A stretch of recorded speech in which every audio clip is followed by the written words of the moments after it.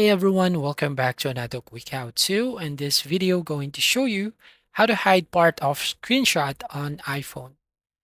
So if you're going to use the first method here, for example, here on this page, you just have to basically take a screenshot from the stock apps on your iPhone, and then you can basically crop your picture. As you can see, you can crop the image, but you can hide the letters right here.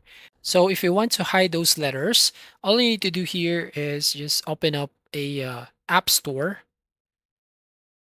So basically open your app store here, and then you just need to find screenshot editor text mask.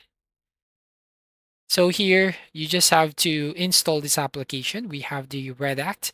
So here you can basically hide all those text on your iPhone, all of the screenshots image. Now, if you're going to open this one here, then you will now go to this page. So you just have to tap on this continue button. Now tap on pick a photo. So we're going to use this photo here, and then we can use the redact.